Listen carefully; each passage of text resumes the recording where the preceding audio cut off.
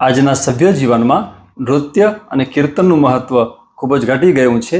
આજના દોડધામ ભર્યા અને ચિંતાવાળા જીવનમાં જો નૃત્ય અને કીર્તનને સ્થાન આપવામાં આવે તો સરળતાથી અને સુગમતાથી સ્ટ્રેસ ફ્રી થઈ શકાય છે અને સ્વસ્થ જીવન જીવી શકાય છે. નૃત્ય અને કીર્તનમાં ઘણો જ ફરક છે. નૃત્ય 3 પ્રકારે થાય છે.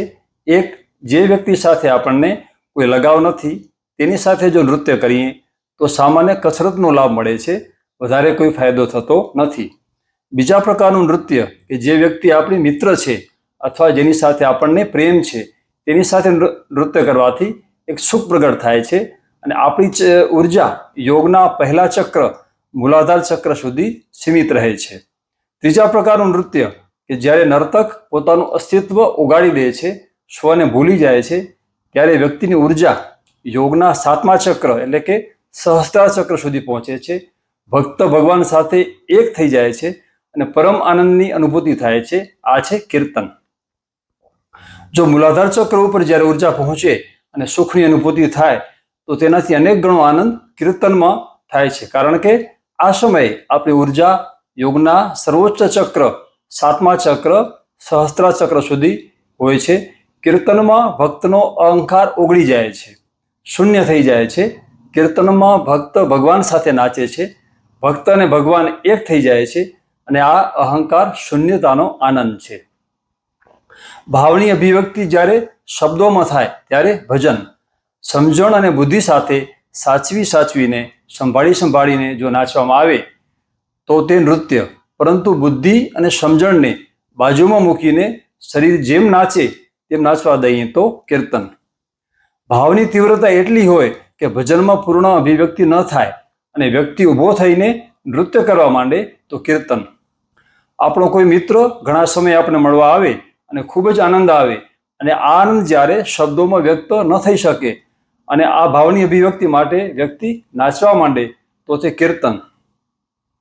અંગ્રેજીમાં નૃત્યનો અનુવાદ ડાન્સ થાય છે, પરંતુ કીર્તન માટે તો કીર્તન જ શબ્દ છે. કીર્તન માટે અંગ્રેજીમાં બીજો કોઈ શબ્દ નથી. કીર્તનમાં જીવનનું સ્ટ્રેસ કે ચિંતા તો દૂર થાય જ છે, પરંતુ વ્યક્તિની આત્મશક્તિ પરમાત્મા શક્તિ સાથે મળી જાય છે અને અધ્યાત્મની ઉચ્ચતમ અનુભૂતિ થાય છે. એટલે કે વ્યક્તિ શારીરિક રીતે સ્વસ્થ રહે જ છે, પરંતુ માનસિક રીતે પણ પ્રસન્ન અને ભાવનાત્મક રીતે પણ સ્વસ્થ રહે છે અને આવી વ્યક્તિને જ સંપૂર્ણ સ્વસ્થ કહી શકાય. કીર્તન એટલે કે જે જીવનમાં માંગ્યા વગર પ્રસાદરૂપ મળ્યું છે તેના માટે ધન્યવાદની અભિવ્યક્તિ. કીર્તનમાં કોઈ માંગ નથી, પણ જે માંગ્યા વગર મળ્યું છે તે પ્રત્યે ધન્યવાદનો ભાવ છે. ભીખ અને પ્રસાદમાં ફરક છે.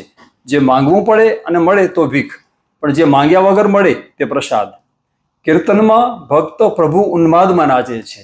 દેખાવામાં તો ભક્ત આપણને પાગલ લાગે છે, પરંતુ મેન્ટલ હોસ્પિટલમાં જે દાખલ હોય છે તે પાગલ અને આ પાગલમાં ઘણો ફરક છે. અંગ્રેજીમાં બંને માટે એક જ શબ્દ છે, એક્સ્ટ્રાઓર્ડિનરી, પરંતુ ભક્તની અવસ્થા સામાન્ય કરતાં ઉચ્ચ અવસ્થા હોય છે, જ્યારે જે મેન્ટલ હોસ્પિટલના પાગલ હોય છે તેની અવસ્થા સામાન્ય અવસ્થાથી નીચેની અવસ્થા હોય છે. અનેક ભક્તોએ પરમ ભક્તિ દ્વારા નાચતા પરમ સ્વાસ્થ્ય અને અધ્યાત્મની ઉચ્ચતમ અનુભૂતિ પ્રાપ્ત કરી છે. તેના ઉદાહરણ રૂપે વાત કરીએ તો ચૈતન્ય મહાપ્રભુ, નરસિંહ મહેતા, મીરાબાઈ. એક કહાનીથી મારી વાત સમજાવું તો એકવાર નારદ ઋષિ સ્વર્ગમાં જતા હતા અને રસ્તામાં તેમણે એક ઋષિમુનિને ઝાડ નીચે ધ્યાનમગ્ન જોયા. ઋષિમુનિને પૂછ્યું કે હું સ્વર્ગમાં જાઉં છું, તમારે ભગવાનને કંઈ પૂછવું છે? એટલે ઋષિમુનિએ કહ્યું કે ભગવાનને પૂછતા આવજો કે હજી મારે કેટલા જન્મ બાકી છે મુક્તિ માટે. નારદે કહ્યું ભલે. પછી તેઓ આગળ ગયા અને બીજા એક વૃક્ષ નીચે તેમને એક ભક્ત નાચતા જોવા મળ્યા. એ પોતાની ભક્તિમાં લીન થઈને આનંદથી નાચી રહ્યા હતા. નારદે તેમને પણ પૂછ્યું, પણ ભક્તે કંઈ જવાબ ના આપ્યો. પછી અમુક સમય પછી નારદ પાછા વળે છે, ત્યારે તે ભક્તને કહે છે કે આ વૃક્ષના જેટલા પાન છે તેટલા જન્મો તારે હજી ભોગવવા પડશે, એ પછી મુક્તિ થશે. આ સાંભળીને તે ભક્ત વધારે ભાવથી નૃત્ય કરવા માંડ્યો અને બોલ્યો કે પરમાત્માની અનુકંપા અપાર છે. આ ધરતી ઉપર તો અનેક વૃક્ષો છે, એક જ વૃક્ષના પાન જેટલા જન્મ, અને ખૂબ જ આનંદથી નાચવા માંડ્યો અને કહે છે કે એ જ સમયે એની મુક્તિ થઈ ગઈ. પછી આ જ જવાબ જ્યારે નારદ ઋષિએ ઋષિમુનિને આપ્યો ત્યારે ઋષિમુનિ ક્રોધિત થઈ ગયા અને કહ્યું કે અનેક જન્મોથી સાધના કરી રહ્યો છું, હજી આટલા બધા જન્મ લાગશે? કહેવાનો સાર એટલો જ છે કે ભક્તને ભક્તિમાં જ આનંદ આવે છે, એને મુક્તિની કોઈ ઈચ્છા હોતી નથી. જ્યારે સમજ્યા વગર ધ્યાન કરવામાં આવે તો ધ્યાન પણ ભારરૂપ થઈ જાય છે અને મુક્તિની ઈચ્છા ધ્યાનમાં બાધક બને છે. એટલે જ નરસિંહ મહેતાએ કહ્યું છે કે હરિના જન તો મુક્તિ ન માંગે, માંગે જન્મ વારંવાર. આજના સમયમાં કીર્તન અને નૃત્યને સર્વોચ્ચ મહત્વ આપનાર સદગુરુના નામ ગણીએ તો સદગુરુ ઓશો, સદગુરુ હિમાંશુ સ્વામી, સદગુરુ જગ્ગી વાસુદેવ, આ બધાએ તેમના ધર્મ સાધનામાં અને ધ્યાનની પદ્ધતિઓમાં નૃત્ય અને કીર્તનને ખૂબ જ મહત્વ આપ્યું છે. સદગુરુ ઓશોએ તો કહ્યું છે કે હસીબા ખેલીબા ધરીબા ધ્યાનમ, હસતા ખેલતા નાચતા પરમાત્માની આ યાત્રા પૂર્ણ કરીએ. હિમાંશુ સ્વામીને તો અધ્યાત્મની ઉચ્ચતમ અનુભૂતિ આત્મ સાક્ષાત્કાર નૃત્ય દરમિયાન જ થઈ છે. તેઓ પોતાની સાધના વિધિને નૃત્ય પૂજા એવું નામ આપે છે. સદગુરુ ઓશોએ ધ્યાનની 112થી પણ વધારે વિધિઓ આપેલી છે અને તેમના મોટાભાગના ધ્યાનમાં નૃત્ય તો હોય જ છે, કારણ કે ધ્યાનથી વ્યક્તિમાં અહંકાર આવી જાય છે અને એટલા માટે જ તેમને દરેક ધ્યાન વિધિમાં કીર્તન જોડેલ છે, જેથી વ્યક્તિ તેના કોન્શિયસ માઇન્ડથી સબકોન્શિયસ માઇન્ડમાં જઈ શકે અને વ્યક્તિમાં જે ધ્યાન દ્વારા વૃક્ષતા આવી જાય છે તો ધ્યાન સાથે ભક્તિ જોડવાથી વ્યક્તિ રસપૂર્ણ અને પ્રેમપૂર્ણ બને છે. આધ્યાત્મિક અને સાંસારિક રીતે સફળ સ્વસ્થ જીવન માટે ધ્યાન અને ભક્તિ બંને જરૂરી છે. ધ્યાન દ્વારા જાગૃતિ વધે છે અને ભક્તિ દ્વારા પ્રેમભાવ વધે છે. ધ્યાન દ્વારા લેફ્ટ બ્રેન વધારે ડેવલપ થાય છે, જ્યારે ભક્તિ દ્વારા રાઈટ બ્રેન એટલે કે જમણું મગજ વિકસિત થાય છે. બ્રેનના બંને ભાગોનો વિકાસ સંપૂર્ણ સ્વાસ્થ્ય માટે ખૂબ જ જરૂરી છે. કીર્તન જેવો સરળતમ અને સુગમ માર્ગ પરમાત્મા સુધી પહોંચવાનો બીજો કોઈ જ નથી. કીર્તન કોઈ પણ વ્યક્તિ કરી શકે છે. યોગાસનમાં અમુક કોન્ટ્રાઇન્ડિકેશન હોય છે, પરંતુ કીર્તન કોઈ પણ વ્યક્તિ કરી શકે છે. જો પૂર્ણતાથી કીર્તન કરવામાં આવે તો વ્યક્તિની જે ઉર્જા જામ થઈ ગઈ છે એટલે કે ફ્રીઝ થઈ ગઈ છે તે પીગળવા માંડે છે, વહેવા માંડે છે અને જેમ નદી વહેતા વહેતા સમુદ્ર સુધી પહોંચી જાય છે તેમ વ્યક્તિની ઉર્જા પરમાત્મા સુધી પહોંચી જાય છે. સરોવર જે બંધ છે તે ક્યારેય પણ સમુદ્ર સુધી પહોંચી શકતું નથી. તે જ રીતે જે વ્યક્તિ પોતાના અહંકારના કેન્દ્રમાં બંધ રહે છે તે પરમાત્મા સુધી પહોંચી શકતી નથી. ગમે એટલા આપણે ધ્યાન કરીએ, યોગ કરીએ, પરંતુ અહંકારથી મુક્ત ન થઈએ ત્યાં સુધી પરમાત્મા મિલન શક્ય નથી, કારણ કે અહંકાર જ પરમાત્મા મિલનમાં બાધક છે અને અહંકાર વિસર્જન માટે નૃત્ય અને કીર્તન જેવો સરળતમ અને સુગમ અને રસપૂર્ણ બીજો કોઈ માર્ગ નથી. કીર્તન કરનાર વ્યક્તિ ઉદાસ રહી શકતો નથી, કારણ કે ઉદાસી અને કીર્તન એક સાથે સંભવ નથી. હિન્દુ ધર્મમાં આનંદના પરમ અવતારને પરમેશ્વરને નટરાજ કહ્યા છે. કૃષ્ણ ભગવાન પણ નૃત્ય અને સંગીતના પર્યાય છે. આમ જુઓ તો સમગ્ર અસ્તિત્વ પક્ષીઓ, વૃક્ષો નૃત્યમય છે. એકમાત્ર મનુષ્ય ઉદાસ છે અને એ પણ સભ્ય મનુષ્ય. પ્રાચીન મનુષ્ય તો નૃત્ય કરતા જ હતા. સામાન્ય રીતે આપણી ઉર્જા ગુરુત્વાકર્ષણને કારણે નીચે મૂલાધાર ચક્ર તરફ વહેતી હોય છે, પરંતુ નૃત્યમાં તે ઉપર સહસ્ત્રાર ચક્ર તરફ વહેવા માંડે છે. એટલે જ અંગ્રેજીમાં બે શબ્દો છે, ગ્રેવિટેશન એટલે કે ગુરુત્વાકર્ષણ અને લેવિટેશન એટલે કે ઉપર તરફ વહેવું. ગ્રેવિટેશન એટલે નીચે તરફ વહેવું. જ્યારે આપણે આપણી જાતને સંપૂર્ણપણે પરમાત્મા ઉપર છોડી દઈએ છીએ અને ત્યારે તે આપણને સંભાળી લે છે. જ્યાં સુધી આપણે આપણને સંભાળ્યા કરીએ ત્યાં સુધી પરમાત્મા આપણને સાંભળતો નથી કે સંભાળતો નથી. નૃત્યમાં જે જગ્યાએ બ્લોક હોય તે શરીરનો ભાગ વધારે નૃત્ય કરે છે, એટલે સંભાળીને સાચવીને જે થાય તે નૃત્ય અને પરમ શક્તિ ઉપર સમર્પિત થઈને શરીર જેમ નાચે તેમ નાચવા દઈએ તો કીર્તન. પશ્ચિમના દેશોમાં નિજિન્સ્કી નામની એક નૃત્યકાર થઈ ગયો. તે જ્યારે નૃત્ય દરમિયાન હવામાં છલાંગ લગાવતો અને જ્યારે પાછો આવતો ત્યારે એવી રીતે આવતો કે જાણે પક્ષી પંખ લહેરાવીને હળવાશથી આરામથી નીચે આવી રહ્યું છે, નીચે હવામાં ઉતરાણ કરી રહ્યું છે. તેને કોઈ આનું રહસ્ય પૂછ્યું ત્યારે તેણે કીધું કે હું જ્યારે મારું અસ્તિત્વ ભૂલી જાઉં છું, સ્વને ભૂલી જાઉં છું ત્યારે આ ઘટના ઘટે છે, પણ મને જ્યારે સ્વની યાદ રહે છે ત્યારે આ ઘટના ઘટતી નથી. આજના દોડધામ ભર્યા અને સ્ટ્રેસથી ભરેલા દરેક મનુષ્યના જીવનમાં નૃત્ય અને કીર્તનને સ્થાન મળે અને દરેક મનુષ્ય સંપૂર્ણ સ્વસ્થ રહે તેવી પ્રભુ પ્રાર્થના. કીર્તનમાં પૂરેપૂરા શરીર સાથે, પૂરા હાવભાવ સાથે 100% શરીર અને મન કીર્તન કરે તો જ ફાયદો થાય. એક શરીરનો ભાગ નહીં, પૂરો પ્રયત્ન અને આંખ બંધ કરીને શક્ય હોય તો અંદર આપણે ઉતરી શકીએ. એટલે પૂરેપૂરા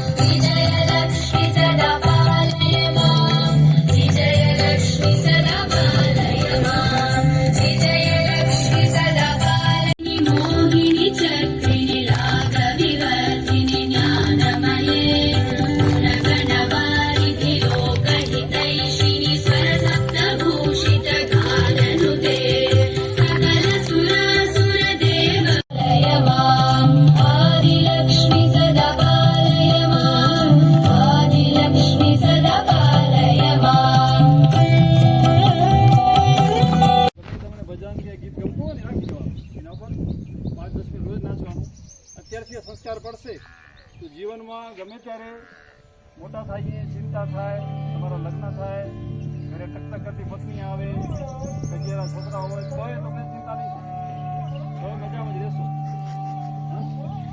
મોટા થશે લગ્ન કરવા છે ને, કેટલાને લગ્ન